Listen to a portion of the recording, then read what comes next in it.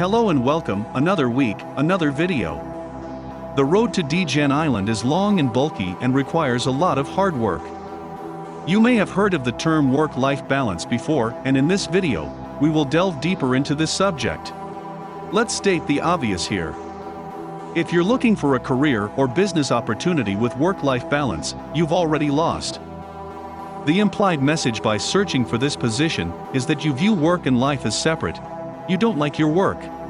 If you don't like your work, you'll be putting in the minimum, barely scraping by. You slowly work up to a middling position that pays $150,000 per year. You've set out on a path that will be painful long-term, once you hit the decade mark in work experience. The outline: 60+ hours a week. This is generally the threshold where people can decide if they like their work. Remember, there are only 3 careers worth pursuing, otherwise you're better off starting a business. Is it better to put in the long hours when you are young, or when you're older and playing catch-up against the people who are already in the industry? The answer, of course, is when you are young. 60 hours a week will break down as follows: in at 8 a.m., out at 8 p.m., like clockwork.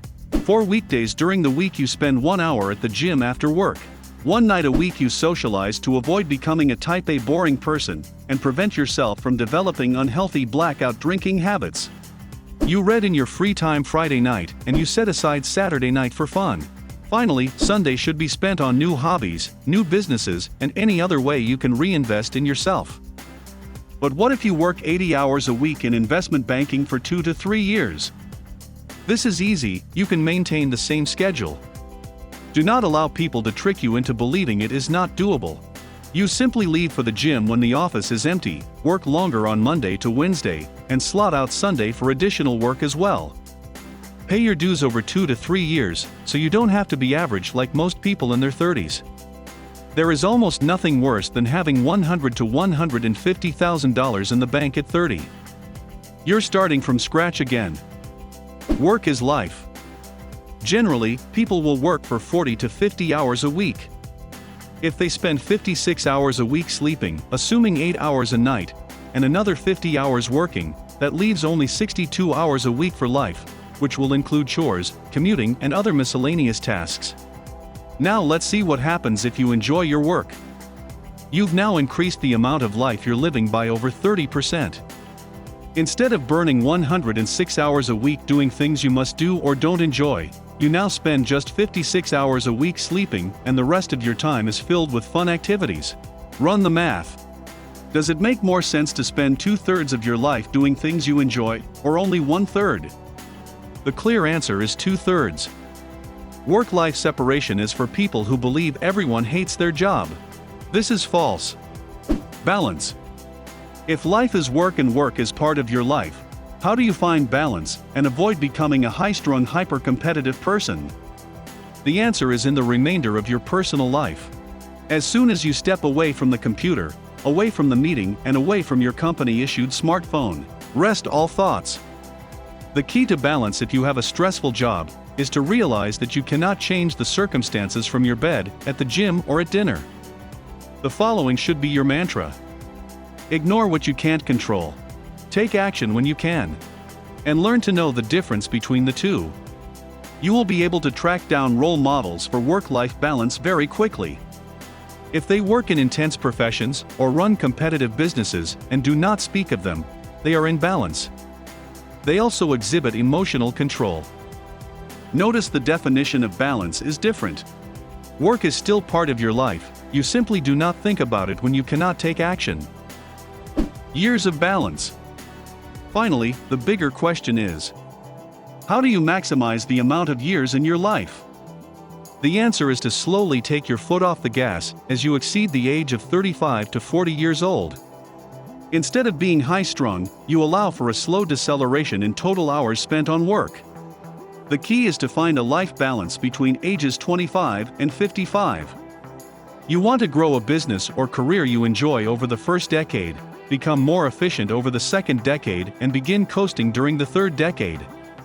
Pretty simple outline that can be adjusted as the viewer sees fit.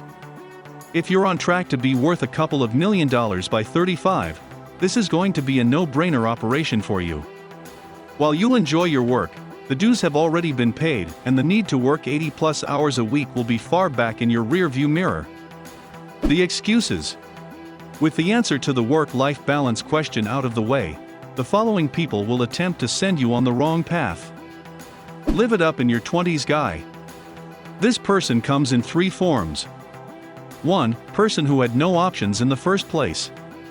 2. Person who believes he can catch up later. And 3. Person who believes he's too talented to work 60+ hours a week. All of these personas should be ignored. If you don't believe that this group should be ignored, look ahead 5 to 6 years and see what questions they are asking. Does money help get girls? You only ask if you've never had any. How do you make X dollar per year? Doesn't bother asking what skills are useful or where to obtain them in an intelligent manner. How can I get into X industry? Thought he was special, so he never did any research. All of their questions shift to income production since they didn't put the big blocks up early. It won't be a pretty future, as the result is cost cutting, where they develop a scarcity mindset to save money. Do not listen to any of these people. Everyone hates their work. This was mentioned above and is entirely false. This excuse suggests that a person has no interests or passions at all. If you've gone through life and have zero interests, then you have lived an extremely dull and boring life. No doubt about it. In addition, the implied strategy by this group of people is to minimize the number of hours of work. They will toss around the phrase most dollars per hour as the holy grail. We've explained ad nauseum how this doesn't work, and you will find that the vast majority of the middle class agree with the thought process. It is all luck. Finally, we come to the third most common excuse: all of life is luck. Once you go through all the reasons why they should have made better decisions, instead of taking ownership, they will claim success is all luck. Considering that luck is simply a function of capabilities and timing, they missed out on hundreds of opportunities. They never developed the capabilities to take advantage of the situation in the first place. End of rant. Let's get to work. Well, more appropriately, let's get to living. Congratulations, you have now made it to the end of this video.